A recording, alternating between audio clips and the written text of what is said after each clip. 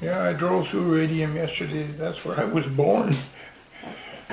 Oh, in Radium. Yeah, never got to the hospital. Okay, we'll just get started. And you know where the parks have that park office at the bottom of the hill there? Yep. That was a house. It got turned into a barn. It got turned back into a house again, and then the parks bought it. Huh. But we lived in it for a while. 1930. Wow. So what year were you born, Roy? 1930. 1930? April 26th. So you've got a big birthday coming up too? Yeah, I don't pay much attention to it. Just another day. Yeah, that's good. So you were born in Radium. Yep. Who were your parents? Wilbur Wilson Nixon and Emma Manetta Hulbert was my mother's maiden name. Oh. Both of them come from Ontario. Walter Nixon is the one that worked for the parks for many years. Okay. But so the family of Nixon down there is cousins, I guess, of mine. What do you call them? Yeah. And where did you go to school? Where did your family live when you went to school? We moved down the valley to Parson, and I went to grade 8 in the Parson school there. I was janitor there for a while. I cut wood, packed the wood in, cleaned the boards. I got $8 a month. Well, it's more money than anybody else was bloody well making in them years. Yeah, for sure. Then I went to Invermere High School. My sister had got married and was living in Invermere, so that's where I disappeared to. When I graduated, well, I had a bowel obstruction when I was in Invermere there, and the intussusception, the small intestine telescoped into the large intestine. Unfortunately, in Kimberley, there was an old doctor that had been dragged out of retirement for the war, and he had come from Mayo Brothers Clinic, and he knew what to do and how to do it, and he bloody well saved my life. After that, I went mining in field. I thought it was a good way to make a living. But so I worked there in mine and field, underground and in the concentrator. Back in them days, you didn't have much of a choice. They offered you a job and you'd done it, whether you were underground or on top or what you were doing. So I moved to Nelson, and I quickly come to the conclusion that mining was not for me. I didn't want to spend the rest of my life underground. So come back to Parson and got into the logging business. And I enjoyed every minute of it. I really did. I felled trees, drove cat, drove truck. You done any job that was handed to you. And I was next door to the Parson mechanical shop. And Alex Skurdoff was the man, and he hated tune-up, so after supper for something to do, I used to go up there and help him. And he got some books and tried to teach me how to tune up, and that's where basically I started on my mechanical repair life. And I don't know, I got tired of the bush. I realized I come to Golden and I take a look around, and there was a lot of people who never made the money I did, and they were living a lot better life. They had houses and cars, and so I thought, well, I better try a chance at this making mechanical for a while. Well,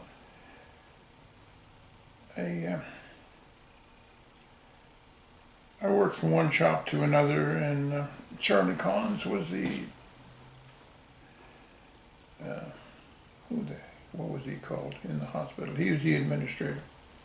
And they were building a new hospital, so he asked me if I would come in and help out while the building was going on. So that's fine. I worked in there for 2 or 3 years, and when I came out of there, I decided to build my own garage, and I could control the quality of work and the honesty of the jobs that went out.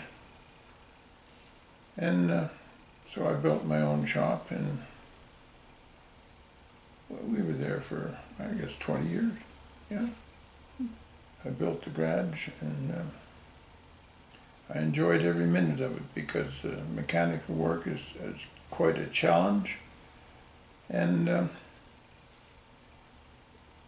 you're never doing the same job 2 days in a row. It's always something different. But I enjoyed every bit of it. And I don't know, I've very few regrets.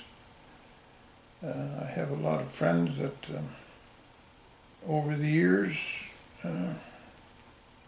it's a little hard to describe, but they're true friends, and have known me all my life. And I guess I should have mentioned I got married 50-some years ago, and still living with the same woman, and we've enjoyed a great life. We have 2 kids, 2 grandchildren, and fortunately we see them quite a bit. But I don't know, Golden is a great place. A lot of people speak negatively of it, but it's one of the most beautiful countries in the world. I have been on a few overseas holidays, and there's nothing there in Europe that I would ever want to live over there for. In this country, we have the greatest freedoms and opportunities that you can get anywhere.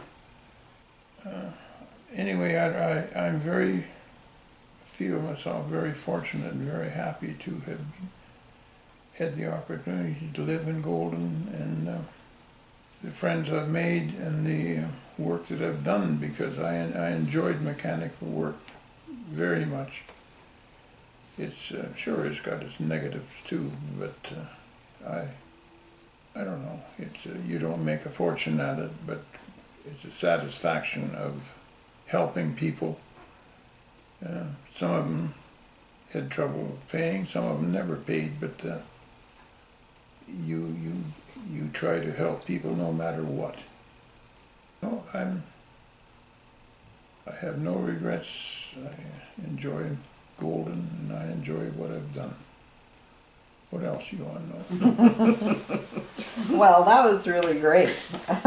I enjoyed listening to it, and I feel the same way about it myself, so it's always nice to hear somebody else say how much they enjoy it and how glad they are to be here. I'm going to just take you back maybe to your school years. Do you remember any of your teachers? Playmates in school? Don Gilmore was one of the teachers. You remember him? He lived at McMurdo? No, at this side of... yeah, I remember quite a bit of him. Don was a nice man. Who was the... there's always a class clown. Who was the class clown? The one that kept... Keep everybody laughing? Yep. Christ, can't remember. The soldiers were there. Well, there was, how many was in our school there? 10, 12, I guess. Wasn't that many.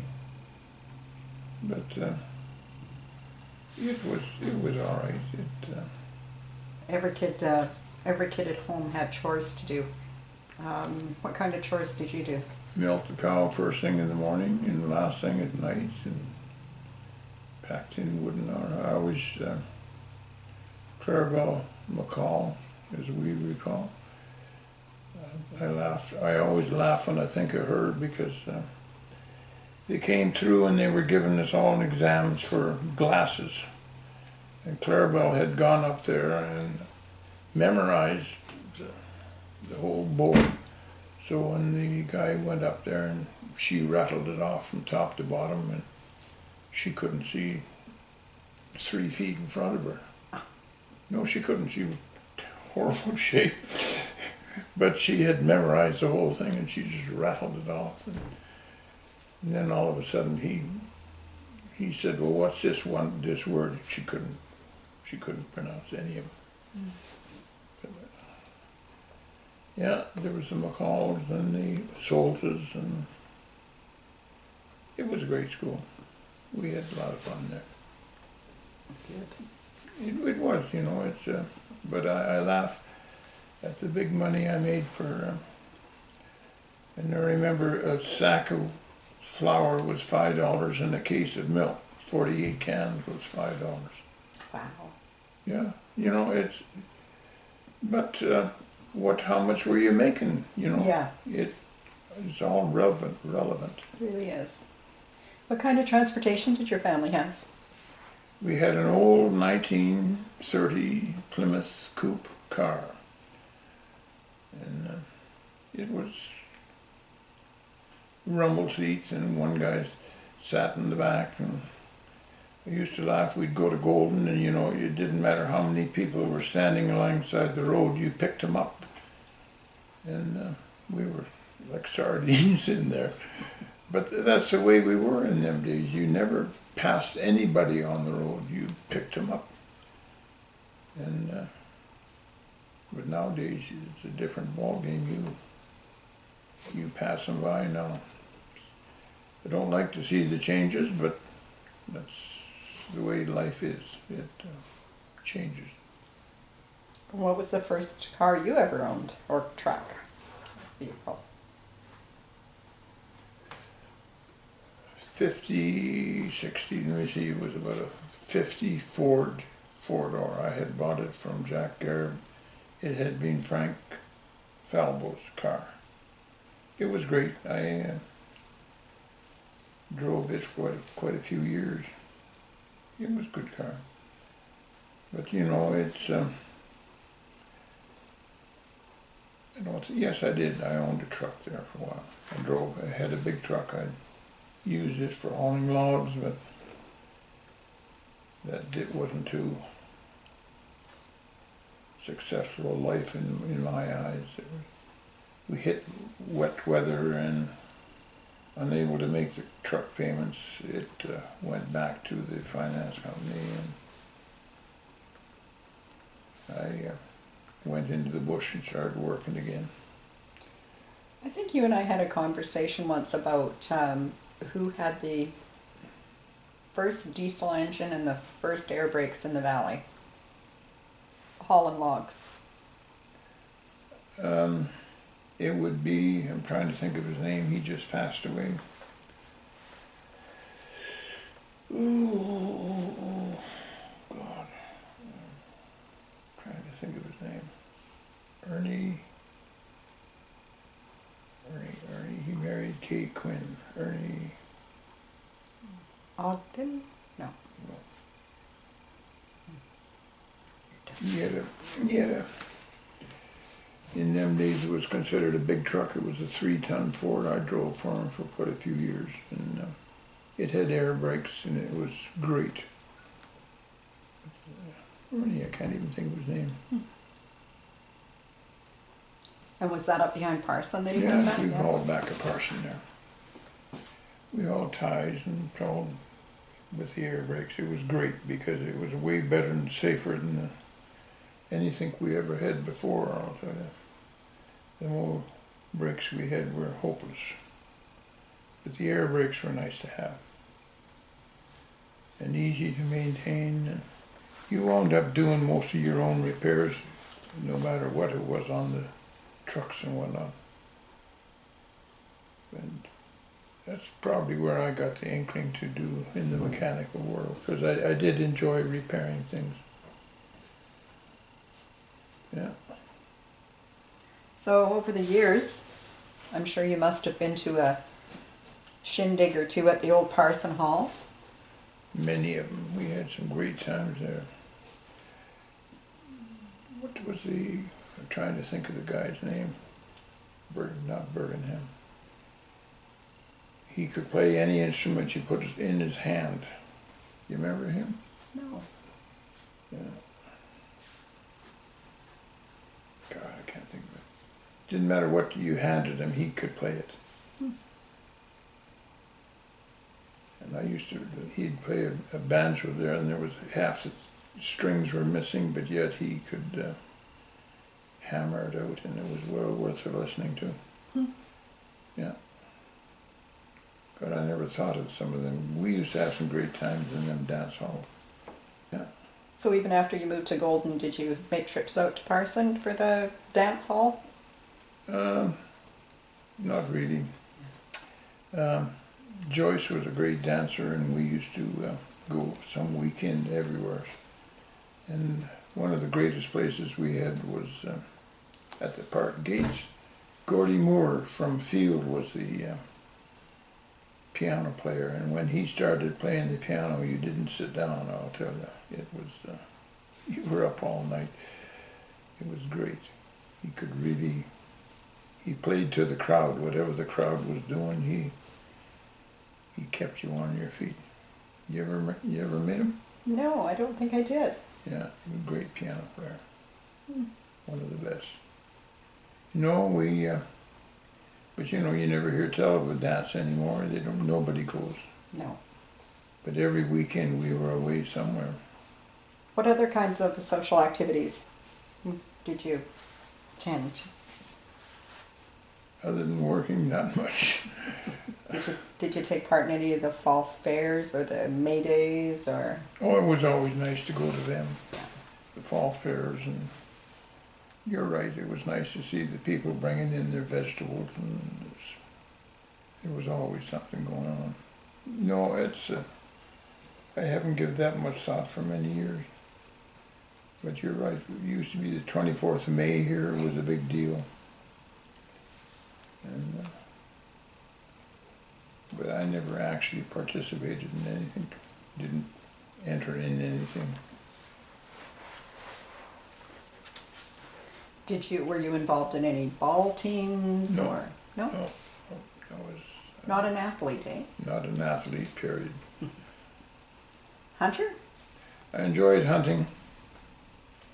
But I didn't do much of it. I figured half of them animals had enough trouble trying to make a living without me shooting at them. And you know, if you don't use the meat and don't enjoy it, don't do it. Agreed. Going out and just slaughtering animals.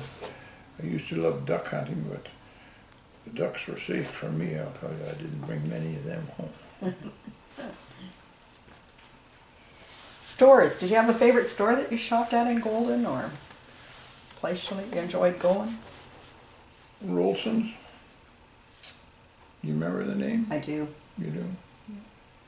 Yeah, there was the Symes, what was her name? She just passed away too. May? She was always in there, and she was such a live wire and always a great positive person to associate with. Yeah, I used to go enjoy in there. And then who was it bought it from them? Did Walsh's buy it from them? I know Walsh's were in there for a time, but I'm not sure. Or Kinley Sides maybe. No, it was one of his daughters is living out here. She plays bridge once in a while with us. So you're a card player? Oh, I love playing cards. It's not for money. No winners in that, but I do enjoy bridge and stuff like that. We have quite an active bridge club here in Golden, and a lot of people really enjoy playing. Yeah, it's not something that I ever took up, not bridge, but I love playing cards, and Gino and I over the years have been involved in a lot of whist tournaments. Yeah. We both enjoy whist a lot. So, Who yeah. was the former druggist here? Ooh, recently? No, yeah, recently he just passed away too. Mr. Floodstead? Floodstead. I enjoy playing with his wife. She's a great sense of humor. Yeah. We enjoy it. I enjoy playing with her. She's great. No, I was not an active individual like that. Golfing, skiing for a while, but Are you still golfing? I still golf. I thought maybe you did. I can't walk, but I have a cart, so I can get around quite well. Good for you. I think that in the community, most people are going to remember Roy Nixon for his garage. I was in Calgary one time many years ago now, maybe as much as 20 years ago, and ran into an individual who I explained I was from Golden, and they said, oh, that they knew this bald-headed fellow with an old wrecker, because he had come out to rescue them because they were broken down in the Kicking Horse Canyon, and he brought them back to town and made sure that their truck got fixed and that they had a meal before they got on their way, and they were all kinds of grateful. Yeah. So I imagine over the years you've rescued a lot of people from the side of the road. I remember up in the canyon in the middle of the winter, and it was bloody cold. There was this guy come in, and so I didn't know who he was, but he was on this North of 60 movie, you see it, and he was the policeman on that. And so I didn't have many clothes. I didn't wear many clothes in the cold weather in them days, and he was freezing to death. He had more clothes on that could hardly move. And so I told him, you go sit in the truck, and I crawled around under his vehicle, hooked it up and got it back. And he got into, I brought him in the garage there, and so he asked the mechanic that I had working for him, he said, who is that guy? He said, anybody else would have froze to death out there. So the mechanic said, well, you're the policeman on the north of 60. Yeah, he said, but I'm not out in weather like that. Yeah, I still have that. Oh yeah, there's all kinds of memories you pick up. And I don't know, I enjoyed the work, and I enjoyed helping people, and that's basically why I did it. I didn't make a great fortune, but it's nice to have satisfied people. I still get it. People come to me and they say, wish you were working on my car today, but you know, it's old age takes care of those things. You've got to quit somewhere. Yeah, you do. When you were working in the bush, Roy, what was there any events or memories that stick out for you? Something that you'll never forget, or someone? We at one time the only way they transported logs out of the North Fork of this mill machine was by the river, and so at the end of the when the companies took over and they quit that business, they started hauling with trucks. I was one of the guys on the D8 cat, scooping, breaking these log jams and getting all these jams out of the river and getting all these logs over. Charlie Collins was with me, and there was this tree out in the center, so I said to him, we'll go yank that one out of there. And so when I turned the cat around, I was backing into it, and I hit it. There was a hole right at the end of it, and I disappeared right under the water. And Charlie went flying out onto the hood. Crazy. And here was I completely out of sight into the water, and I knew where all the levers was, and I reached over and yanked the throttle open, and come out. But it was fun. I enjoyed every minute of it. But I laughed when Charlie was out on the hood there, and I was completely right out of sight. But you know, it's all part of the job, and it didn't matter what. If you worked hard, you enjoyed what you were doing, and I did. I enjoyed. No regrets on anything. But I still remember that Charlie went flying out. He was sitting beside me. He said to me, "How did you ever find them gears?" Oh, I said, I knew where they were. Yeah, crazy. But I had extensions on that D8 cat, so the air cleaner was up in the air, and the cat was right out of sight, but out of it we came. Crazy. Yeah, that's one episode I'll never forget. It's a great life living out in the bush there, but you know, it's as I say, I got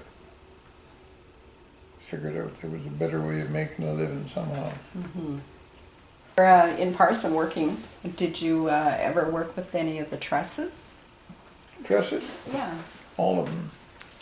Bert, I worked with him, and Roy and Ray. Worked with the truss. Worked with them all. You know, it didn't matter. You, as I say, whatever job they offer you, you took it. And in them days, you did. You done anything that was going on. Yeah. Bert was a great guy to work with. Hard-working man. So were the twins too. Part of what we've been asking people to help us understand was information about some of the old bachelors, single people, widows, single men, because there isn't anybody around to remember them anymore. And when I did my interview, I wanted to remember Harry Smith because he was very dear to me, a really great friend to my family. And I'm wondering if there's anybody that you are aware of that should maybe be mentioned as we record this information.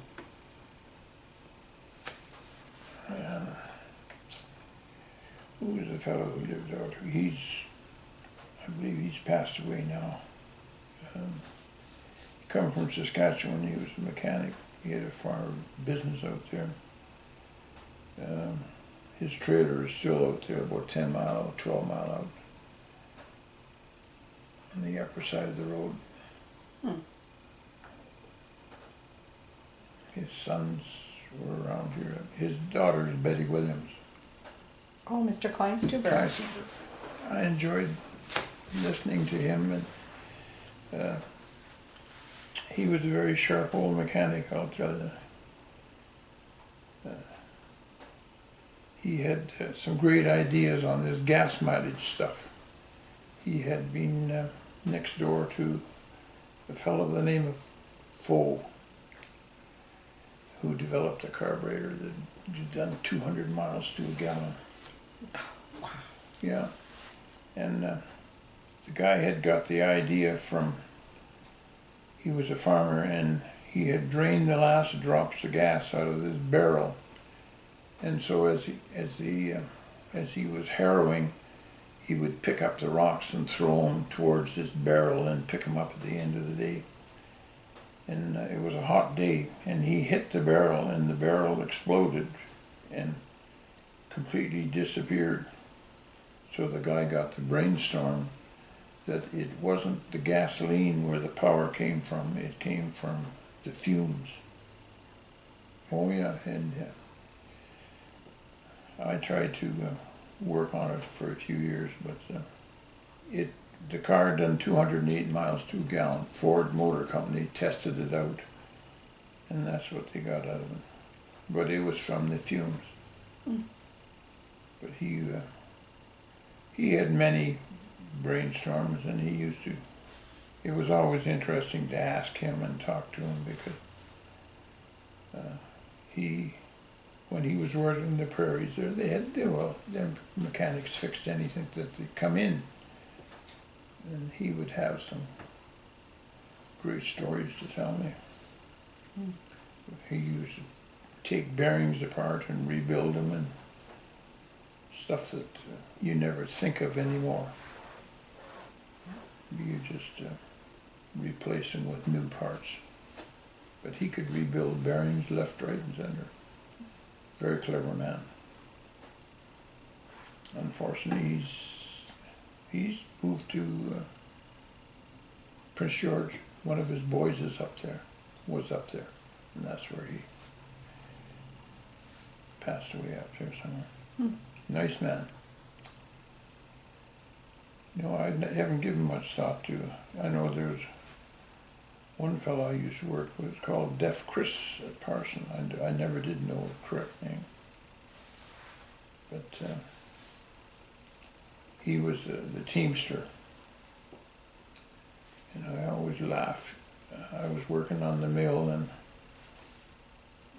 canting, and so Chris was going away somewhere for a week or something, so he left me in charge with his horse. I had to take care of this horse. It was a big Clydesdale. Thing must have weighed a ton. And so he showed me how much to feed it and whatnot, and exactly how much oats to put in the barrel and to feed him every day. So I thought to myself, oh Christ, a big horse like that, I'll give him a little more. By the end of the week, the horse was jumping all over the place. I was glad to see Chris come back. As soon as Chris came back, he come down and climbed all over me for over putting him too much oats. He knew bloody well what I had done. But you know, it's he would take them horses and he would walk them right into the North Fork of the Swell Machine, 28 miles, in 7 hours. Wow. Yeah. And he walked, and he didn't ride him or nothing, he just walked with him. But he was in there in 7 hours with him. Yeah. Great teamster. Hmm. Fantastic. You know, I often think of sometimes of these people, but you're right, you don't think of them that often. But he was a nice man. Deaf Chris used to go. But I still laugh at him giving me hell for feeding this horse all this oats. Somebody else that I'd like to be remembered, and I think that you probably have more information on him than I do to remember, would be Leo Couture. Leo Couture, yeah. Leo, yeah.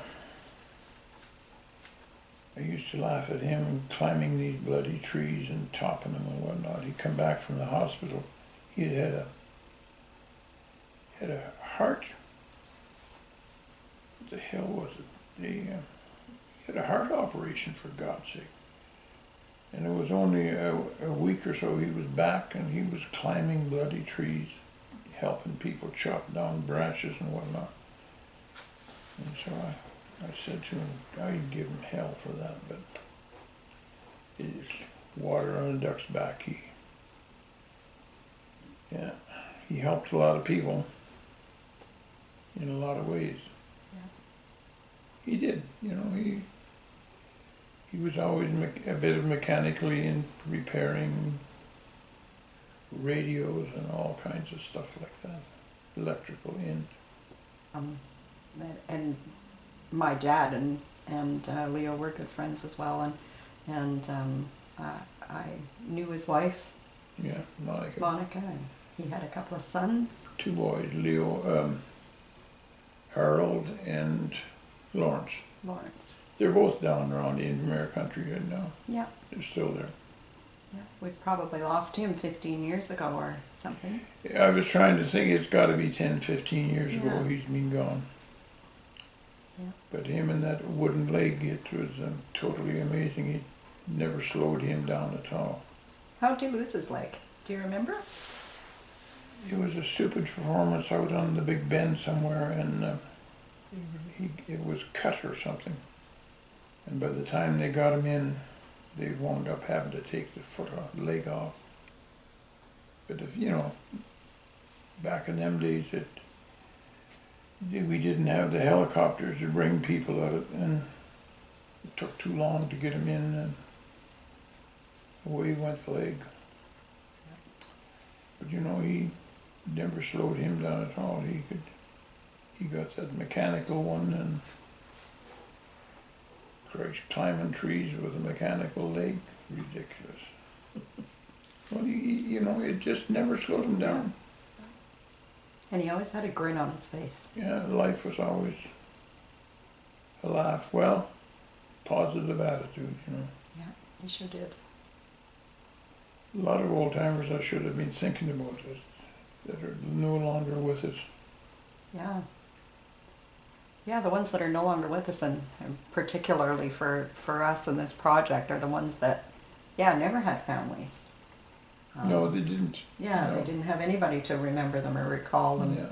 You know, we talked yesterday with Robert Anderson, and he had made a list for us, and there were guys on that list I'd never even heard of.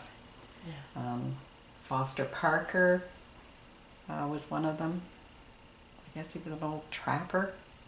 But the list went on and on and on and on, which was we're grateful for, because he's somewhat older than you are for sure, and so and would have been in Golden all of his life. So, Yeah, I think he has. yeah.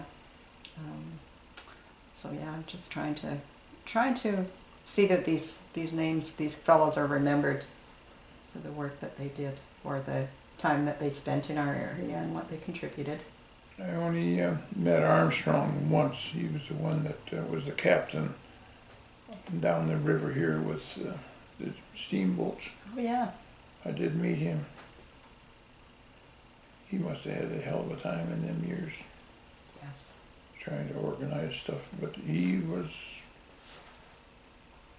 a very capable man. He used to, I don't know how they ever managed to get up and down that river without hanging up on sandbars all the time, but Well, I think they hung up a lot. A lot of the stories that I've read and bits that I've seen, you know, that even in the very first trip up the river with the old riverboat, the Duchess, the first one, they had to have people get off the boat and help them pull the boat over the sandbars all the time in order to make it up there. And one trip that I'm aware of took them 6 days to go to Invermere and back. 6 days. 6 days. Wow. Yeah. So it wasn't always a one-day shot up there. No, it was not, for sure. Can't imagine you could walk to Invermere and back in less time than that. That's true. Sometimes I think with the way the roads were, it might have been better. Yeah, well, Roy, is there anything else you'd like to add to this? I'll do some thinking and I'll probably come back and tell you some of the things. Well, I hope that you'll put some thought into it, because I'm sure that you know some of these old timers that, or events that you'd like to recall. And Yes, I will. I do, Yeah. but you're right. I should be remembering some of this old time stuff. so remember it and come back, and we'd Have be you happy to. You got Ed Blysack on your list, I hope. Yes, we do. He was born and raised in Golden and Yeah. spent his entire life around here. Yeah, we're going to talk with him next week. That's good. Yeah. And there wasn't a tree left standing on that Hillside. mountain. It was bare. that right? Oh, it was bare naked. Yeah. There was nothing on there. Nothing. Wow. There were stumps. It looked like a moonscape. And yet, you know, you talk about the great job they're doing reforesting. Mm-hmm. There's not one tree that was planted on that mountain. And look at it, Yeah, Yeah. it's It's you would natural never have growth. known. you know. And that kind of stuff Ed remembers a lot of because he was born and raised here. Yeah. And in town all the time. Yeah. No, if you were out of town, you may not have remembered a lot of those things, but he was right in town. Kind of like Robert Anderson. Because he was in town all the time. There's only a few years that he was away. Yeah. How old is it? Anderson? He was Bunny. born in 27. 27? Yeah. He's 88? Yep. Yeah, and Weltman, George Weltman. Let's see, there's another one. I remember him when he used to work at Parson. He had a farm there. And he threw the shovel down on the ground and stood on it, and he said, "That's the last day's work I'm ever going to do." Oh, really? Yeah. Yeah, him and his brother was his name. But he quit working. And he did. He bought and sold stuff. And we used to laugh at him buying martins and beaver and stuff like that from the people. And I don't think he knew what the hell he was doing, but he seemed to make money at it somehow. He did. Everything he touched, he seemed to turn. Cliff Sorley, you remember him? No, but yeah, he's somebody else that should be remembered. Yes, yeah. Hard-working bugger. Yeah, I worked with him, my God, well, back in them days, I don't know, it was a different ball game. You really worked. And I don't know, time goes so much better when you're working. Yes, that's for sure. Absolutely. Yeah. I've just thought of a couple more that I need to include in my interview. Well, Isaac and Jake Allen. Yeah. Because neither one of them. Isaac and Jake Allen, Yeah. that's right. Nobody, they didn't have kids to remember them. And when the big mill burnt down at Parson, Tom Alton, remember him? Yeah. He went down to Nelson and he talked, I don't know how he talked the bank manager into it. The bank manager financed the whole thing, and he bought an entire mill down there and brought it up from Nelson up here to Parson. You know, and he did, well, when the mill went down, there was no money left, you know, everything, but the banker backed him and he got it all back running again. Yeah, Tom. Timber Tom, I used to call him. Nicknames seem to be a very popular thing. Yep. Which? Nicknames for people. Yeah. Yeah, in the interviews we've done so far, there's been quite a number of nicknames brought up. Yeah. Yes. Did you know Henry Durant? No. I didn't either. George Well, Love, obviously. you know him? Yeah, Robert brought him up yesterday. And I know a little bit about their family. George Love family? Yeah, like his parents and so forth, because Oh, really? they came to the valley probably around 1890, and his father was Richard Love, and they owned a